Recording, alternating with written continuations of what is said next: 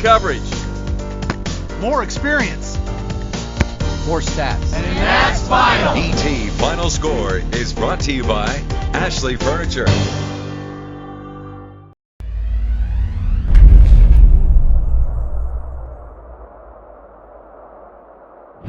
Hello, football fans, and welcome to our ETFinalScore High School Preview Show. I'm Joe Buie, your host, and leading off is Harold Wilson, who works for the Tyler Morning Telegraph and ETFinalScore.com. Harold covers the John Tyler Lions.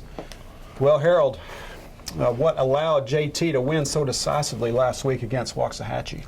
Well, really what you saw, Joe, was a continuation from that second half performance against White House, where they just seemed like every time they touched the ball, they were looking for the end zone. And you saw the offense a little bit more balanced because you saw them rush the ball for over 300 yards and you saw them pass the ball for over 300 yards. And then defensively, they gave up 20 first half points, but 0 in the second half. So you saw a little bit of everything come into play last week. It was just a total effort.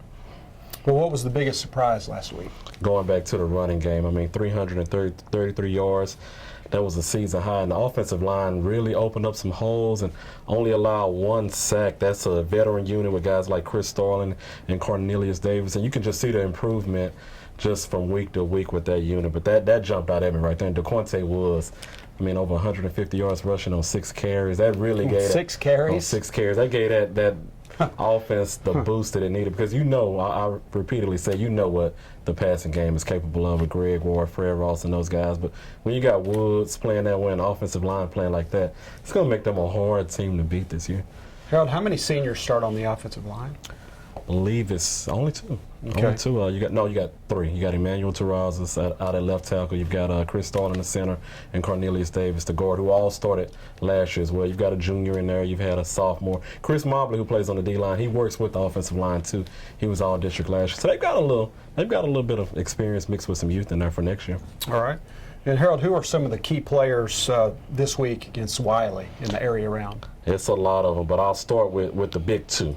Quarterback Greg Ward, wide receiver Fred Ross, and these 2 are actually going to start at the safety positions because Elliott Hart and Terry Osborne will have to miss the first series for being ejected last week. But you look at Greg Ward, he's passed for 32 touchdowns, over 2,800 yards, also leading the team in rushing with 609 yards and 9 touchdowns. Just an amazing season he's having. And Fred Ross went over the 1,000-yard mark at receiving last year.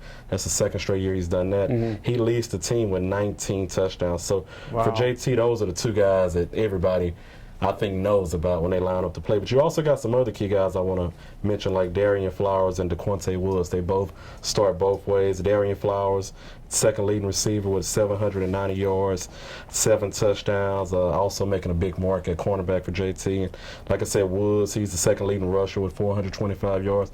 Pretty good receiver and also a very good tackler. He scored on defense as well this year with an interception return. Then you've got Justice Liggins. He's a Division I recruit at wide receiver. You've got Reggie Gibson, one of the fastest players on the team, who always showing that breakaway ability. Then on defense, you've got, I think, 2 key guys on the defensive line is DeAndre Miller and Chris Mobley. They really solidify that team. A lot of coaches say you have to be strong up the middle, and I think those 2 guys right there anchor it. Richard Gibson, that linebacker, just seems like he's in on every tackle. He's actually got 100 tackles right now through 11 games. And you've got, of course, Tyus Bowser. 12 sacks. I mean, he scored on defense this year. He can do a little bit of everything. So those are the key guys right there. All right. So, Harold, you're not going to have to travel far this weekend. 6 o'clock Friday at Trinity Mother Frances Rose Stadium, Earl Campbell Field. John Tyler, 10-1 against Wiley, 5-6. Again, 6 p.m. Friday with the kickoff. And so, Harold, what can you say about JT's opponent, Wiley? First thing I want to say is throw that record out the window. Don't look at that record. They started out 0-5. They had a lot of injuries. I talked to Coach Howard today, and he said that definitely hurt the team. They've had injuries a little bit of everywhere, and last week was really impressive the way they were able to shut down Mount Pleasant. Those guys had a quarterback and a receiver. They were putting up eye-popping numbers, even better on paper than Greg Ward and Fred Ross, and they shut those guys down, held them to only 137 yards passing. This defensive line is accounting for 28 sacks this year, so don't take Wiley for granted. They're a well-coached team. They're hitting their stride and they're playoff savvy. They made it to the 5A title game in 2008, and they just got a lot of tradition going right now. So they're a team to you can't take it lightly. And you've seen this Wiley team play some pretty hard-nosed defense, right? Yeah. Yes, exactly. They're the kind of team, they may not jump out at you with size and things like that, but the way they play, I mean, you could tell they're a well-coached team. You can't underestimate their speed either. They really swarm to the football, real balance on offense. But this year's team is really making its mark passing the ball. They got 2 quarterbacks, over 2,800 yards passing right now. So that shows you they're capable of really, really making this a challenging game for John Tyler. Now, I believe the starting quarterback for Wiley is just a sophomore, right? Yeah, and actually you got 2 guys. You've got Carson Cook and you've got Cameron Kelly. So they've got a senior and a sophomore. They've both been effective. I mean, last week they combined to go 30 of 37 for 297 yards. So wow. Both of them look like they can cause some defenses some damage. So, talking about JT getting to play at home, that doesn't happen very much in the playoffs. Do you expect that to be any type of advantage for the Lions? I definitely did, but after talking to Coach Howard today, you can just tell when John Tyler's about to play a different kind of team, a team that's not just happy to be there, and that's what I got from Wiley. They're taking this challenge. They know the fact that they've beaten John Tyler. It seemed like Waxahachie. Wiley's beaten John Tyler just 2 years ago, and a lot of these same John Tyler players, so that gives them confidence right there. They've had success at the 5A level. This won't be a cakewalk, but with that said, this is Thanksgiving weekend. You got a lot of people from out of town. They hadn't seen John Tyler this year. I expect a packed house. John Tyler's, I mean, they're in what I call 5th gear finally right now. It's just going to be hard to see their season ending at Rose Stadium where they're 5-0 at home this year. So it definitely gives John Tyler advantage, as it did Wiley in 2010. Right. I mean, they were able to slip by JT, I think, because of the home field advantage. Yeah.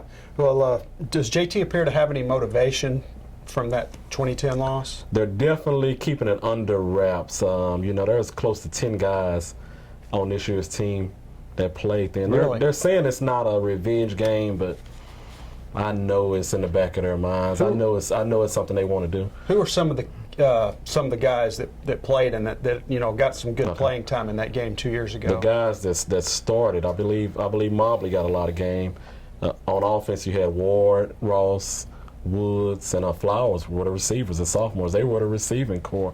And Ward came into his own that night. He had over 100 yards receiving, actually scored the go-ahead touchdown, actually had the controversial fumble. JT was about to take a 23-13 lead late in the 4th quarter.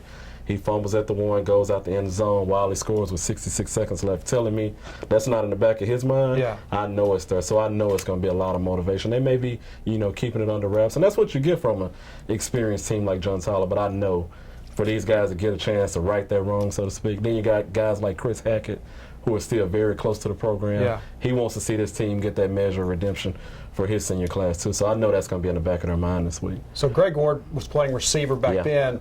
Jeremy Johnson was the quarterback? No, that was the next year. David Bush was the quarterback. David Bush was the now at quarterback. TCU with Chris Hackett. That team was a better defensive team. I say that they averaged about 34 on offense, but they had Chris Hackett, All-American safety, Tristan Wade at UTSA now doing the same thing, and they gave it a go. I mean, those guys have really grown. But Greg was the leading receiver on that team. And that tells you a lot. You had Fred Ross on that team, too. So that just shows you, the versatility of Greg Ward. Well, Harold, gauge JT's title hopes at this point. You never want to jump ahead. And I've seen him these last 3 years before this year be a strong title contender. It just takes one bad game or one solid football team. But right now, Joe, it's as strong as it's been since I've covered John Tyler. I mean, it just looks like this team has the makings of a state title. All year I've kind of nitpicked their running game. I didn't think it was consistent. I didn't think they showed a commitment to it. But last week they seemed like they turned the corner. If they can keep teams honest, run the ball, get a little something, not have to depend on the passing game so much. The defense looks like they can make adjustments. With Coach Anderson, longtime defensive coordinator, right? He makes some good adjustments at halftime. Right now, I think John Tyler's the best team in Class 4A right now. It's just, it would be hard for me to argue against that right now, but they gotta go out and improve it. But right now, I'd say I'd put my money on John Tyler winning it. And Harold, the winner plays either Frisco or Dallas Samuel. Yep. JT could see 2 Frisco teams if they continue to win, so that'll be interesting right there. But got to take care of business Friday first, I guess. Yeah. And speaking of Frisco, of course, that's a city that's just grown unbelievably, and I think they have about 6 high schools. Exactly, yeah. They're the fastest growing city. And they seem to all be good in sports. Yeah, so that's going to be something to look forward to True. if JT can get past this week. All right. All right, Harold. We'll see you next week. All right, thanks. Okay. All right.